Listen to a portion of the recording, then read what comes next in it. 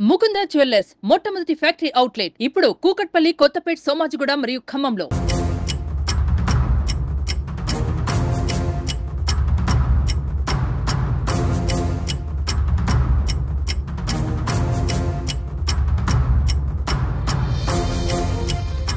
నిన్న చిత్తూరు బంగారుపాలెం వద్ద జరిగినటువంటి ఘోర రోడ్డు ప్రమాదానికి సంబంధించి మృతుల కుటుంబ సభ్యులు ఆర్తనాదాలతో చిత్తూరు ప్రభుత్వ ఆసుపత్రికి కిక్కిరిసిపోయింది. ముఖ్యంగా మనం చూస్తున్నాం, చిత్తూరు ప్రభుత్వ ఆసుపత్రికి సంబంధించినటువంటి మార్చురీ వద్ద ఆ మృతదేహాలకి పోస్ట్ మార్టం నిర్వహిస్తున్నారు.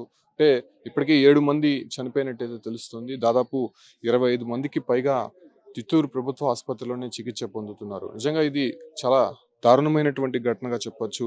ఏదైతే ఒక ఐరన్ లోడ్తో వస్తున్నటువంటి లారీ అదుపు తప్పి ఇటువైపు వస్తున్నటువంటి ఆర్టీసీ బస్సును ఒక్కసారిగా ఢీకొంది.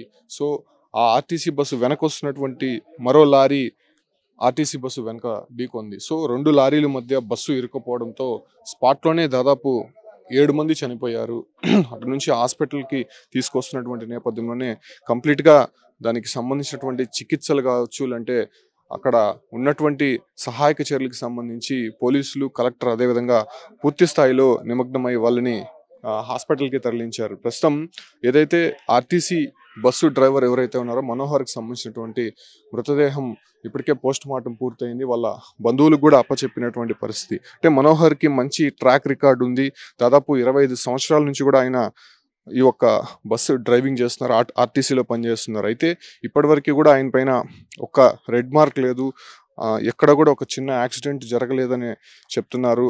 చాలామంది అధికారులు కూడా ఆయన్ని అభినందించేవారు. సో ఆయన ప్రమేయం లేకపోయినా కూడా ఇక్కడ ఎదురుగా వస్తున్నటువంటి లారీ ఢీ కొనడంతో ఒక్కసారిగా ప్రమాదం జరిగింది. ప్రస్తుతం ఆయన మృతదేహానికి సంబంధించినటువంటి పోస్ట్ మార్టం పూర్తయింది కాబట్టి దాన్ని అంబులెన్స్లో కూడా ఎక్కించారు. వాళ్ళ ఊరికి తీసుకెళ్తున్నటువంటి సిచ్యువేషన్స్ అయితే చూస్తున్నాం. సో నిజంగా ఇది ఘోర రోడ్డు ప్రమాదంగానే చెప్పాలి.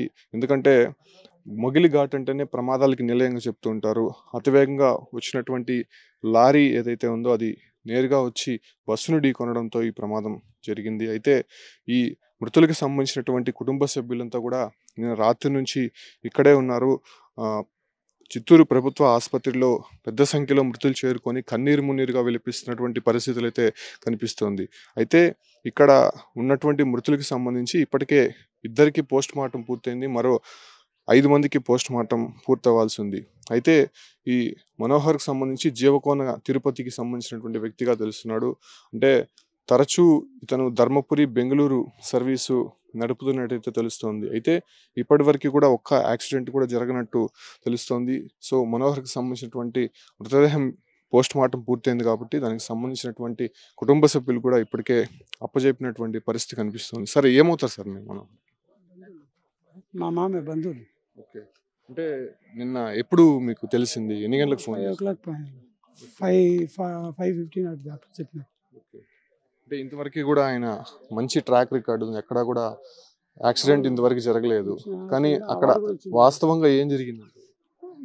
వీళ్ళు చెప్పింది అదే, వచ్చే లారీ బ్రేక్ ఫెయిలర్ అయిపోయి డివైడర్ ఢీ కొట్టి వచ్చి గుద్దేసింది బస్సుని. అక్కడ నుంచి ఫోన్ చేస్తానే చనిపోయాడు అని చెప్పారా, అంటే గాయపడ్డారు? చచ్చిపోయినారు, ఇట్లా మార్చేలో ఉండాలన్నా మాకు చెప్పినారు, అంటేనే వచ్చినాము. ఏం చెప్తారండి ఆయన గురించి ఫైనల్ గా? ఇప్పటి వరకు అధికారులు కూడా ఆయన చాలా వరకు అప్రిషియేట్ చేస్తున్నారు. ఆయన మంచిది, ఇంతవరకు మంచి రికార్డు ఉంది. 2 సార్లు అవార్డు కూడా తీసుకుంటారు.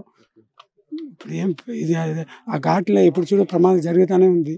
ఇది దానివల్ల ఇప్పుడు ఇక్కడికి చేరుకొని ఆయన పార్థివ దేహాన్ని తీసుకొని వెళ్తున్నారు. ఇప్పటికే పోస్ట్ మార్టం పూర్తయింది కాబట్టి చెప్తున్నారు బంధువులందరూ కూడా ఇప్పటివరకు ఆయనకి ఒక రెడ్ మార్క్ లేదు, ఒక యాక్సిడెంట్ అనేది జరగలేదు. ఆయనకి ఉత్తమ డ్రైవర్గా అవార్డు కూడా అనేక సార్లు తీసుకున్నాడు. కాకపోతే ఈ అనుకోని దుర్ఘటన కారణంగా ఆయన చనిపోవడం జరిగింది. ప్రస్తుతం ఆయన కుటుంబ సభ్యులందరూ కూడా తీవ్ర మనోవేదనకి గురవుతున్నారు. ఆయన కుటుంబాలతో కూడా చాలా చలాకీగా ఉండేవారని కూడా చెప్తున్నారు. ప్రస్తుతం ఆయన మృతదేహానికి సంబంధించినటువంటి పోస్ట్ మార్టం పూర్తయింది కాబట్టి ఆయన మృతదేహాన్ని తిరుపతికి తరలిస్తున్నటువంటి దృశ్యాలు మనం ఇక్కడ చూస్తున్నాం.